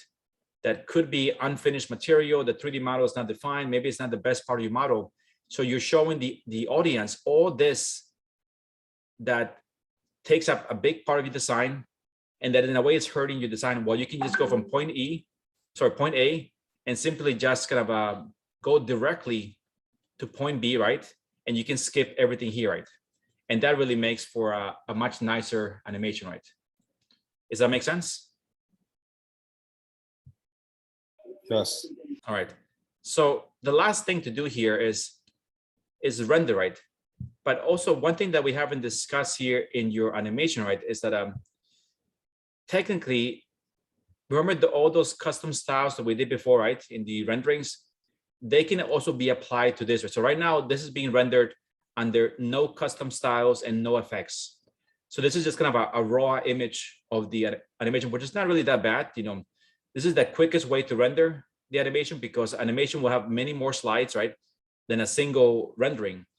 And this is, this preview here is pretty close to the final version without any effects. And actually it's pretty good, Once we add the FX here, the time frame is going to increase dramatically, right, for this rendering time. So let's say, for example, here, if I were to render this clip here, let's say I go here to the green button, right, and I want to render movie. So we can choose a few things here, right? Entire movie, yes. We can do current frame, no. So we're gonna do the entire movie. Always keep it at 30 frames per second. That's like the standard. We can define the quality. Let's make it 3, so we're not go to that highest quality. And this is where, ideally, if you guys can do HD, 1280 by 720 would be best. If you can't do HD, then try small. This is really, really small, 640 by 360. But, and this, I might do HD. I never do anything this high because it just, there's no need for it. But if I do HD, for example, right? Let me do it at test here. And let's do save. Let's see how long it was gonna tell me. It's gonna render for this one 2,431 slides, right? To make the movie. And it's not bad, it's gonna take about 18 minutes, right? Which is not a bad setting, right? So 18 minutes, you can definitely walk away and come back. So let's see if we change this now, right? And we add an effects, right, to this. Let's go to the custom effects here. And let's say we add the one called realistic, right? Like before here, right? And we, again, do like shadows. We do ultra sharp shadows. We do reflections. We do high reflections, the best ones out there. Okay, let's go here. Do you see how this applied only to one clip, right? So when we do the effects, you apply them not to the entire movie, but you apply them to individual clips, right? So I will have to go here to this clip and apply, again, custom style, realistic, right? I can say, so you can define per clip the quality that you want to show, right? In these things, right? And that's, to give you more precise settings, right? To try to control the speed of the rendering. Because if I apply the best settings for everything, I'm doing that right now. I'm going to everyone here and doing custom style, realistic, shadows, ultra, and reflection high, right? And let me go to each one again. Last one, custom style, again, realistic. So you guys, if this is gonna give you guys an immensely long time to render, then just take it out, use just don't use any effects in your renderings, in your animation. It all depends on your computer speed, right? And last, the first clip, again, we'll do the same thing. Custom style, realistic, shadows, ultra, and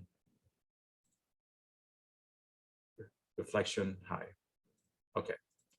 So now everything here has really good settings, right? So now let's try again to render. Same settings, 30, third star, HD, right? Before we were doing 2,000 slides in 18 minutes. Now we have same slides, 2,000 slides, but now we went up to, it's not too bad, 46 minutes, right? And that's all because, my time is only 1 minute and 30 seconds, right? It's not that long, right? So again, an hour wait is not really that much. It's pretty good. You guys can, achieve that. What is the other benefit of being able to add individual effects to each of these clips? What else could you do here? Besides applying, shadows and reflection, what else could we do here? You could show the building in different seasons. Yes, exactly. We can do that. So, and we can do also different times of the day, right? So this scene here, let's say that this last scene, you want it to be a night scene, right? So we'll do here, custom style. Let's do a night, right? We'll do a night scene for this one. Wait, take away the sun. I don't know why the sun's there. FX, we're gonna put a sky, real skies, right? We're gonna change the real skies to a night sky, or maybe like an evening sky. This one here, let's make it look night. Okay. We'll lower the brightness. There's still a shadow there, so we gotta take this sun and turn it off. Okay, there we go. And we could make this clip now be like this, a night clip, right?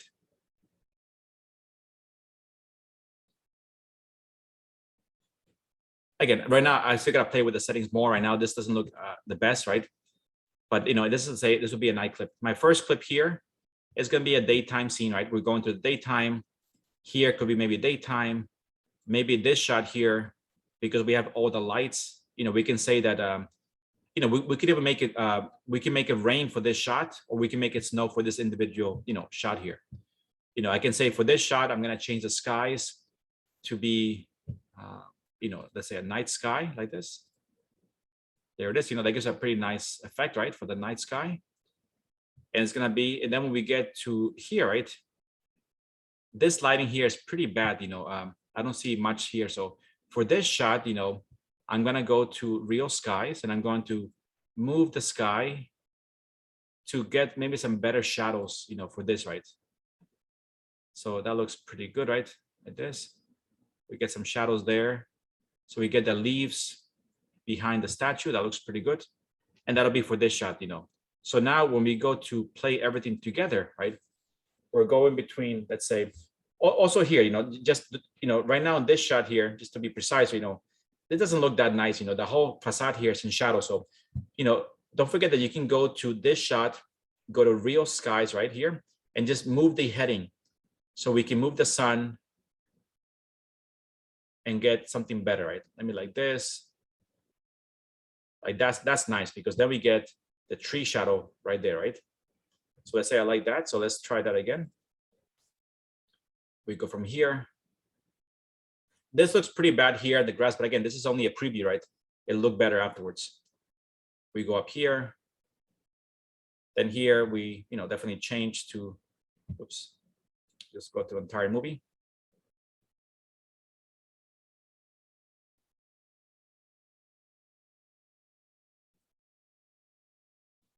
So I think we need one more class of Lumion before we switch to Twinmotion. There's a few things that I didn't cover today that just need more time. So I don't want to rush it today and squeeze everything into this video. So we'll do one more class next week, and then we'll switch over to Twinmotion. All right, so now we have all these things done, right? From here, we're gonna, let's say, pretend we go in here. We turn, that actually turn to a night view. There we go. And in a way, this rendering is showing us everything you guys did. We're showing daytime views, evening views, and night views in the same way as the individual renderings. We go here, we get a nice night view, and then we go across it. We switch to a day view of the statue.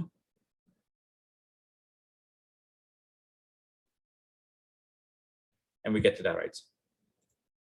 So right now, this one has the FX real skies, FX that one. So they all have, all these things. So ideally, the time frame for this might change again. So if we go again to 30, HD, render. So we're still pretty much close, still at 46 minutes, right? Which is not bad. If we change the quality of this, right? Let's say we go to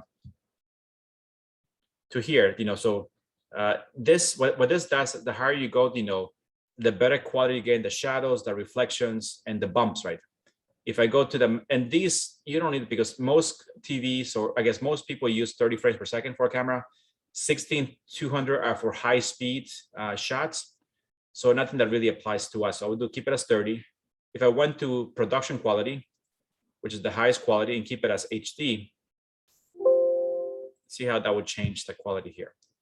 So this doesn't change, same slides, but now we went from about 50 minutes to 2 hours and a half, right? So, which is still not really that bad. You can leave the computer working overnight and not really a bad setting, right? Again, all these things really depends on your graphics card on your computer to achieve these things. Okay. So I think this is pretty good for today's class. What I want for next week is for you guys to do those renderings, right? And to hopefully have one animation, right? And then, the last things that we discuss next week are just this last setting here, which is the 360 panoramics, right? But at least for next week, I want you guys to be able to present your final renderings and your one animation for this project, right? That'll be our main focus for the next class. Does that make sense, or is that clear for you guys? Yes. Yeah, that's fine, Yeah. Professor. Okay, good. Anyone that I marked before absent, just to do a quick check before I, let me just check. Emmanuel. So absent, okay. Shirley. Dranika. Jasmine. Mokita. Jason. Jason. So I see Jason there, but he's not replying. So, fortunately, I need to mark him absent. All right. And did I miss anybody in class? No? I just want to make sure you know. Giovanni, okay. Okay, I got you. Yeah, I think Eduardo mentioned that you were coming a little late. But thank you. All right, guys. So, again, I'll post the video by tonight, right? and please try to have these renderings done. So try to make your final ones. Let's make the final ones so next week we'll present our final renderings, our final animation, just discuss quickly 360 panoramics, and then we'll see how far we get there before we switch over to Twinmotion. So make sure you get those things done by the next class, right? So we'll make the next class, be a presentation class, and let's present all our final stuff for Lumion here. Any questions? Do you Yeah. want us to like the images? Do you want us to put them like in an InDesign file, like a presentation, or just No, show it from? I Like, think we'll just JPEGs? just put them in the Dropbox, right? And we'll show them from there. Okay. Yes. All right. All right, guys. Thank you. All right, guys. Thank you very much. Have a good See you day. guys next Thank week. you, Professor. Thank you, guys. Thank you.